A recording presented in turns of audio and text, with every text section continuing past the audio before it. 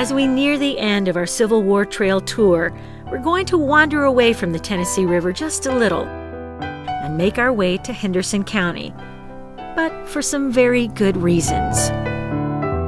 Some of these reasons are found along Doe Creek Road in the serene small-town setting of Scotts Hill.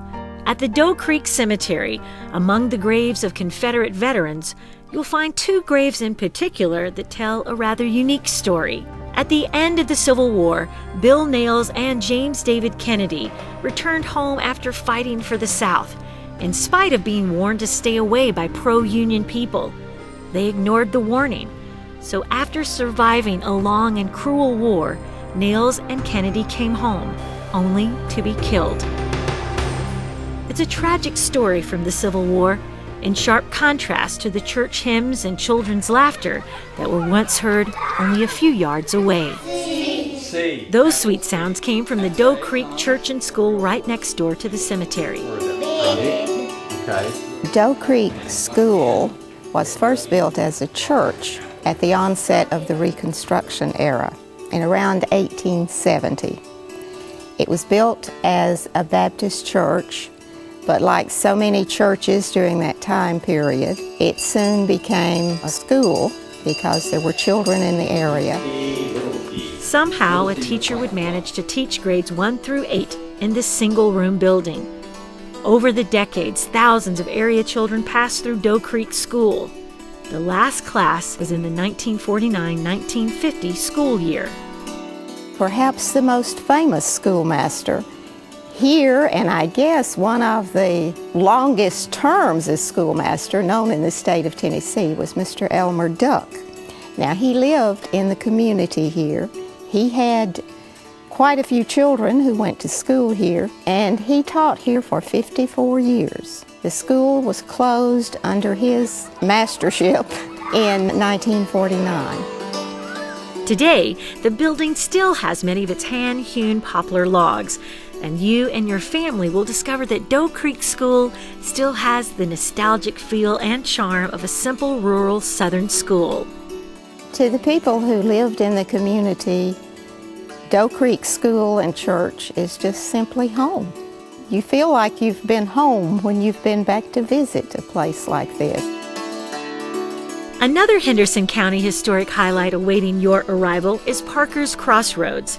The almost 300-acre restored Parker's Crossroads battlefield is where there was a clash of infantry, artillery, and cavalry as Union and Confederate armies met in the winter of 1862. And it was here where Confederate General Nathan Bedford Forrest made a narrow escape and reinforced his reputation as a master of battle tactics. I'm going to need you to move one of your bull pups over to the Union right flank. At Parker's Crossroads, you can travel this hallowed ground on a walking tour or driving tour. And special events such as the annual Lantern Walk give you and your family the chance to walk the battleground for moments of thought and reflection. Following the line of lantern light will take you past areas of fierce fighting, a former burial site for Union dead, and face-to-face with Civil War reenactors who share remarkable stories of history and heroism.